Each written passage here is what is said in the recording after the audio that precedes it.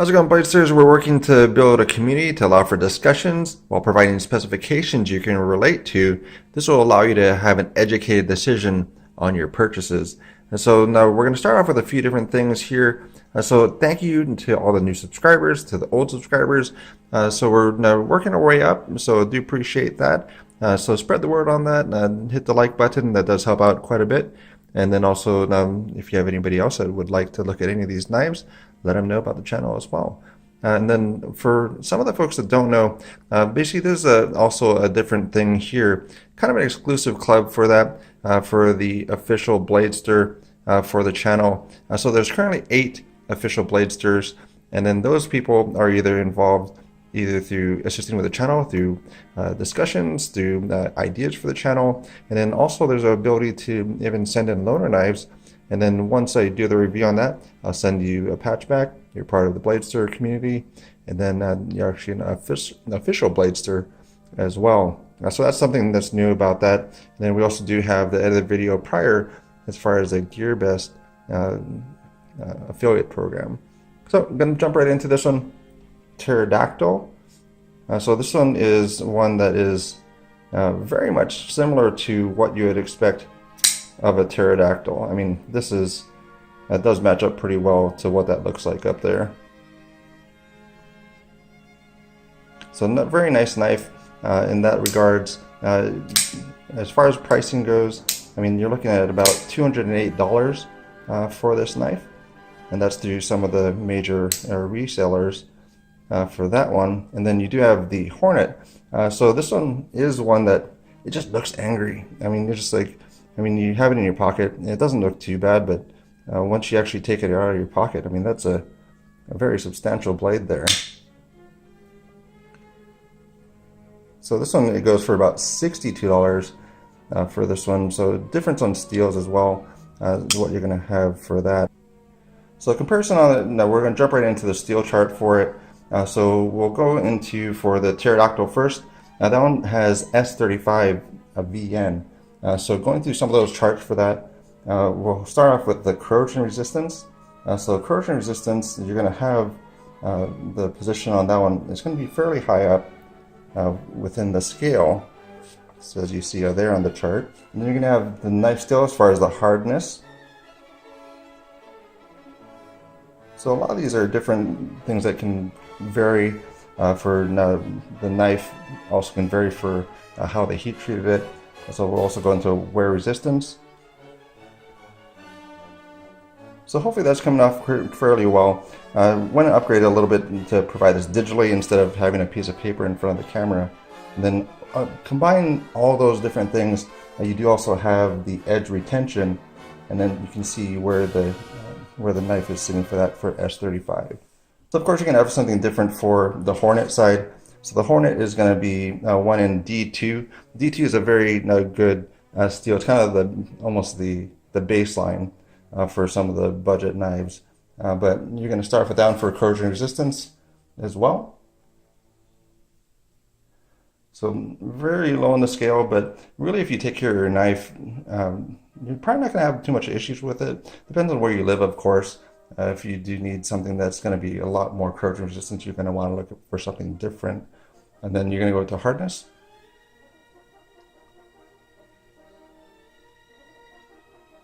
So that's going to be kind of high on that scale. And then wear resistance as well is going to do fairly well, about mid-grade for it. So the wear resistance on the D2 steel. And then kind of wrapping all those things into one, that's where you do have that edge retention index. And then that's going to be one that is actually going to be also fairly decent, going to be above that 50% mark. So I do appreciate knifeinformer.com for providing some of that information as well. So that's going to be one thing that's going to be very useful for hopefully something that's useful for you folks for that. So one of the things also unique to the channel, I did hear a few people bring it up as far as some of the knife shows, but as far as the pull is something that I don't really see very often for it. I do use a Lyman pull gauge for this, so it actually will measure the amount of pressure needed to actually actuate the knife and the flipper tab. So we're going to look at that as far as how much weight that is. So we'll start off with ounces and then we'll go into grams.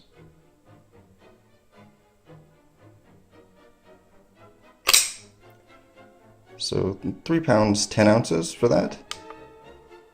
And 1,665 milligrams or grams. So it's a little on the high side for that. So normally about 2 to 3 is fairly comfortable for flipping action. That one's still not too bad. And then we'll look at this one.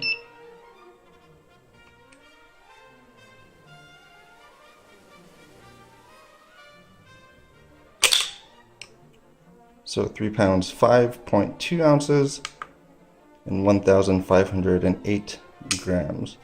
So this one's a little bit lighter than pulled than this one. Also, some of the things that are different with that, for the Pterodactyl, it only has really one deployment. You have light switch, and that's it. You don't have push button, you don't have any thumb studs. You might have where you can just grab it and pull it out. You count that as a deployment at all. But it's really just the light switch. For the Hornet, you're going to have a little bit different. So you're going to have light switch, you're going to have push button, you're going to have thumb deployment. Oh, failure on that one. So thumb, you have pointer, if I can get it. There we go. So that's going to be all the different ways you can do those as far as those deployments. But that's coming to the weight.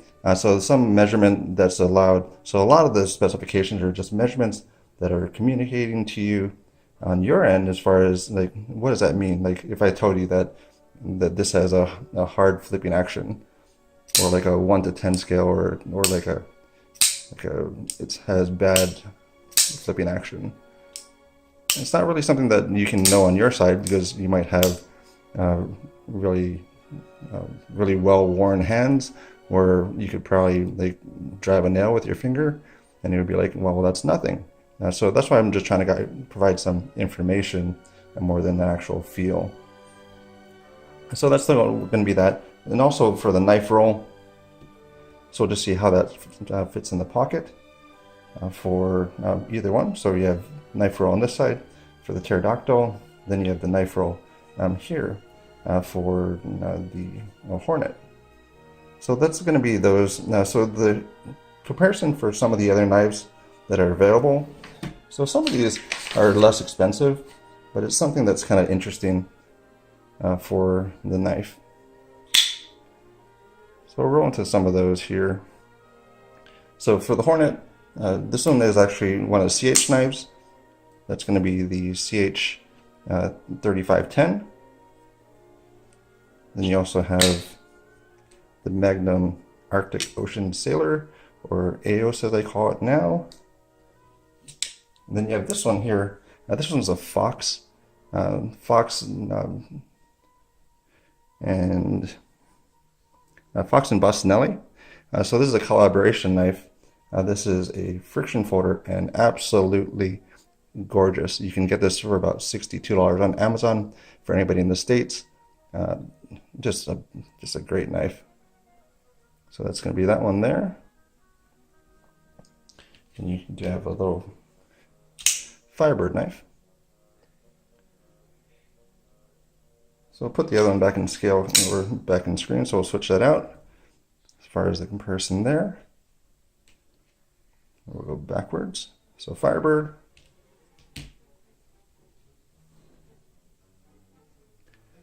You have the Fox, and very similar blade styles on both of these. So this is actually the style and size I would rather have this be in. I would rather have it in this size. You have the Magnum. And this one is going to be actually fairly similar in size for that CH. So the CH is actually, I think now it's about $80 that you can pick this one up for, and that's full carbon fiber as well. So those are the comparisons. For weight wise, we're looking kind of about 4 point. Let's see what it was. So 4.37 ounces is what you're looking at for this knife. So we'll just level that out. So 4.4. So that's a little bit more, and then the other one should be coming at about 5.48 ounces. That's pretty much spot on, maybe a little bit more. So both those numbers are a touch over the other amount, but that's not too bad. So some of the grinds that we have on it, it seems like the Pterodactyl has a little bit toothier grind than the other. So which was kind of an interesting thing for that. So you can kind of see on this microscope. So this is actually a pocket microscope, which is actually a pretty cool idea. I actually learned about that through shortcut reviews. So thank you again for that. The Pterodactyl at 3.65 for that Warncliffe blade, and then that's going to be the pictures there, as well as a 4.75 for the handle. So you can pause that if you need to on the side there. And then going to be for the Hornet, 3.5 inches, and then 4.5 for the handle. So again, you can pause that one to see where that ends out. So in doing the sharpness test, I was actually surprised by it. And granted, these are pass-around knives, so I do appreciate that. So all these knives were provided, or both these knives were provided by Bestech. So Bestech, thank you very much. Wouldn't be able to experience some of these without you. And also with the pass-around group, put it together by Stassa23 and Zelrick42. So I do appreciate both of those folks. A lot of hard work goes into doing these things and getting out to folks and kind of coordinating everything.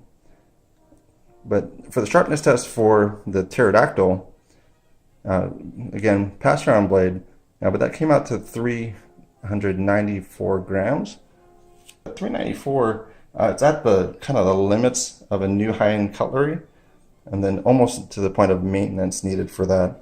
And then so that was measured pretty much at this point of the blade.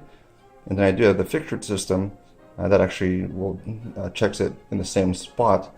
So that was the average of 2 of those tests. Then the tip of the blade is actually a lot sharper than this belly of the blade. And then we did have for the Hornet averaged out to be about 234 for the blade itself too. So that's something that's interesting, that this one actually is sharper currently than the one of the higher steel. But again, pass-around blade, probably had some other cuts done on it. So don't take that against, or put that against this blade at all. So current pricing, $208, $62. So for buy bar or avoid for the knives, for this one, I would probably avoid it. I liked it as far as the look of it. So all these things, the reason why I provide the specifications so you can make your own decision, and I'll give you mine at the end too. But I liked the style when I first saw it, but once I had it in hand, I don't think I would really use it, and I think this would scare too many people when bringing it out.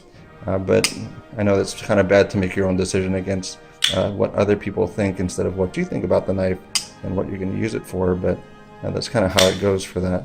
And also this cutout, as you saw the previous fails on it, it does take a little bit of practice to kind of get it in this portion of the blade, either your thumb or the middle finger. But not too bad of a knife. Still kind of a lot of blade sticking out. But if you're going to be using it, actually going out and carrying it regularly, you don't really care about that, then it kind of works out. For the other blade, the Pterodactyl, this is one that I can never really refer to a knife as sexy, but this is a very sexy blade. So this is actually one, I mean, you can kind of see as far as that carbon fiber dancing. So it very much equates to that $208. I can see where that comes into play.